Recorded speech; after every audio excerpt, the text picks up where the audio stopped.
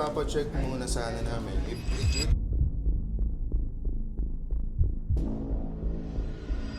Didiretsuhin ko na po. New day, new bag. So, meron tayong client for the day. Magpapakonsign siya ng bag. Pero sabi ng consignment specialist natin na si Alan, papakonsign sila dapat, no? Opo. Pero feeling mo there's something off sa bag. Yes. Jayan po. Ay, sir, what's your name? Supposedly po, ipapakonsign nyo. Actually, Papacheck nyo. ipapacheck muna sana namin if legit. Kasi nakuha namin siya sa auction talaga. Auction po Kasama ng mga ibang items na parang na siya, galing abroad. sa Japan po na auction? Or ano Halo. Kumbaga yung kinukuha naming auction, nagpapadala ng US, Japan. Nag-purchase kami ng isang pallet. So nakita namin to doon. So hindi namin, wala kaming idea if legit. Kasi nag-ano kami sa online. So yan, tinignan namin online paano makita yung peke. Yan, legit. So far, so good. So hindi naman ako kampante na kung legit talaga kasi hindi ko naman na-expertise to. So ayan, do the expert. No? Actually po, hindi naman talaga kami nag-authenticate outside. So, nag-authenticate po kami if i-consign sa amin. Gusto niyo po siya initially i-consign and then i-check na din namin for authentication. Okay, sige. Saan po kayo galing, sir? I'm from Pasig. So malapit lang din ako.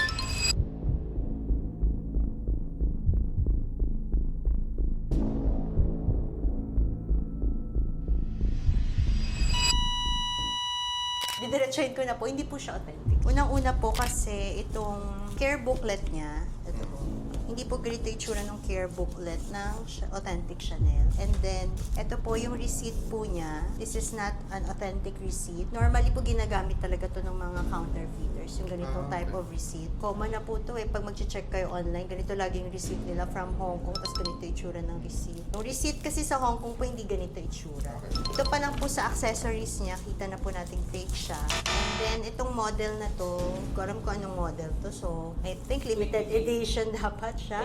Teddy flap siya. Pero yung smell pa lang, sir, eh. Amoy plastic po. Turn lock niya po dito. Hindi siya smooth, eh. Pero yung pinaka-giveaway dito, sir, yung smell. Masyado pong malakas yung amoy plastic.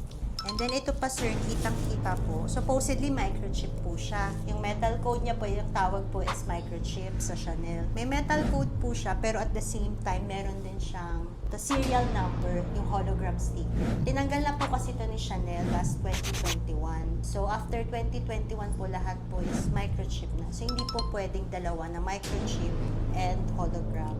So, dun pa lang po, kita na fake po siya, na hindi po siya authentic. At least, you know, na yung item, kasi yun talaga yung intention namin, na malaman na legit or fake yung item. So, wala kasi kaming idea sa product. Pero how much po siya binili, sir? Ranging nasa 15. 15K? Yun pa lang sa price din po, sir. Kasi may ano na siya, halong products. Para siyang, okay. kasi nga galing siyang abroad. So, parang mix and match. Iba-iba yung item. Ay, iba-ibang item. Tapos parang nahalo po ito. Siyempre, Oo. nakita ko na medyo parang pang-luxury yung looks. So, nag-decide kami na dalhin dito. Baka sakali. Hindi naman po malaki yung in-out nyo na money, no? So, parang akala nyo, ay, naka-jackpot, may siya na Oh, nakasama. yes, Parang yes, ganon. yes. Okay. At least, hindi masyadong masakit, sir. At least we know na ganun na yung Opo. item. Thank Better you. next time na legit na yung madala namin. Hopefully po. At least hindi po masyadong masakit. Kasi Yes, parang yes. nahalo lang naman siya technically, di ba? Sa mga binili yung products from Yes. abroad. Thank you. Thank you po.